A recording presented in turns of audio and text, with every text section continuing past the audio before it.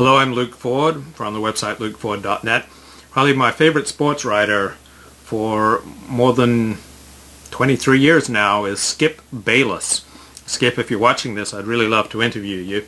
When I moved to the United States in 1977, I was just 11, and people tried to socialize me and introduce me to the local American ways by getting me to check out the school library.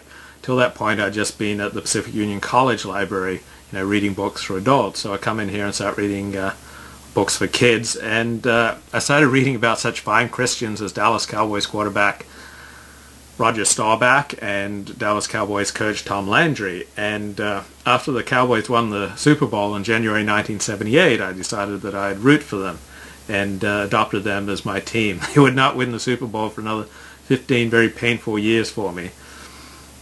I'm a bit of a, I tend to want to choose winners to root for, because rooting for losers is way too painful.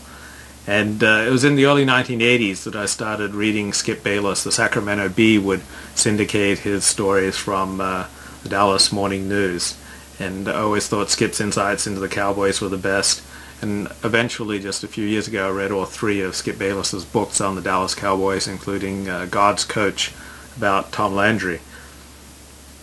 I remember one Sunday, December 22nd, 1985, I was at home about 8 a.m. and I got a call from my boss, Pete Dufour. He was the news director at the radio station I worked for, KAHI, AM 950, and KHYL. I think it was 101.3 FM in the Sacramento area. And he asked me if I wanted to cover the day's San Francisco 49ers Dallas Cowboys game. Yes, so I drove more than 2 hours to San Francisco's Candlestick Park. I get in the press box an hour before the game, eat a lot of free food, hang out with people I'd read for years and watched on TV, such as Ira Miller of the San Francisco Chronicle and KRON TV's sportscaster Pete Liebengood. Cowboys got off to a great start, but the 49ers roared back to win the game 31-16. For the final few minutes of the game, the sports writers, such as myself, I was a sports reporter then for the radio station, we'd get to go down to the field and watch the game from the field level, get closer to the cheerleaders. And after the final whistle, I raced after the players into the locker room.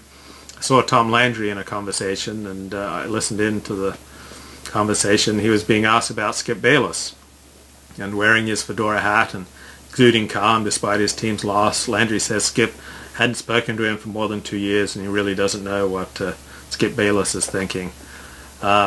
Unbeknownst to me, but clear to Bayless, Landry had been descending into dementia for years.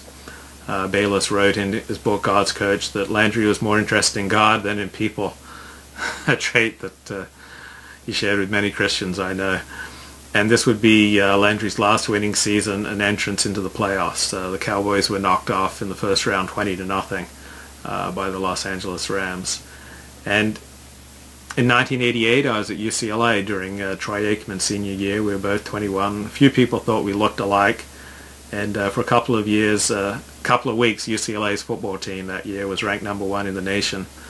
And Troy Aikman went #1 in the draft to the Dallas Cowboys.